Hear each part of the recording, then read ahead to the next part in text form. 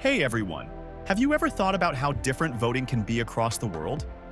Today, we're diving deep into the surprising truths and hidden barriers in global voting practices that might just blow your mind. From countries where voting is mandatory to places where it's almost impossible to cast a ballot, there's more to this story than meets the eye. So if you're ready for a wild journey through the world of voting, don't forget to like this video, subscribe, and ring the bell so you don't miss out on more mind-blowing content like this. Global voting, an assumed right? Not always. Did you know that many people worldwide can't easily exercise their right to vote? In fact, despite being a foundational democratic value, voting remains a struggle for many people due to strict regulations, logistical hurdles, and even cultural barriers. While some places treat voting as a civic duty, others place complex requirements on their citizens, making it more challenging to participate. For example, citizens in some countries need to register months in advance, or even travel hours to reach a polling station. Imagine going through all that just to have your voice heard. Barriers and suppression, a silent obstacle course. Let's zoom in on the United States, where voter suppression has been a long-standing issue. Did you know that strict ID laws and limits on early voting have been accused of disproportionately affecting communities of color?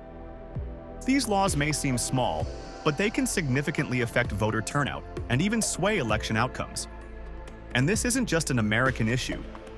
Across the globe, marginalized groups, such as women or certain ethnic communities, often face discrimination, intimidation, or legal barriers when it comes to voting. The ripple effect? Democracy itself takes a hit. Unconventional voting systems, beyond one vote, one person. Voting systems around the world are anything but uniform.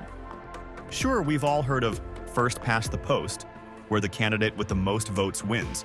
But have you ever heard of ranked choice voting? It's used in places like New York City and lets voters rank candidates instead of just choosing one. If your top choice doesn't make it, your vote is redistributed based on your second choice. Sounds complex? Supporters say it's actually more democratic, while critics argue it's too confusing. Or take Estonia. They've embraced electronic voting, allowing people to cast votes securely online, a futuristic concept for sure. Then there's Australia, where voting is actually compulsory. That's right, Australians have to vote, or they could face a fine.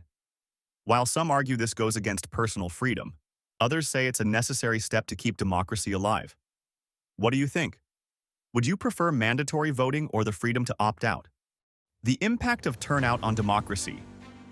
Did you know that in some countries, voter turnout exceeds 90%ers, while in others it's below 50%? These massive differences reveal a lot about cultural attitudes towards voting and the challenges or incentives different countries provide. Nations with high voter engagement often see voting as a civic duty, a contribution to the common good. But when participation is low, it can signal disenchantment or even a lack of faith in the political process. This has big implications. When people turn out to vote, they contribute to the legitimacy and accountability of their leaders. And that's the heartbeat of democracy, isn't it? Wrap up: the global voting tapestry. So, what have we learned today? Voting is a universal right in theory, but it's far from being accessible to everyone. From the cultural attitudes that shape participation to the surprising systems that redefine democracy, there's a lot that goes into how and why people vote. If today's video left you with a new perspective on voting, drop a comment below. How do you think voting could be improved where you live? And don't forget to like, share, and subscribe for more eye-opening videos on the hidden truths around us.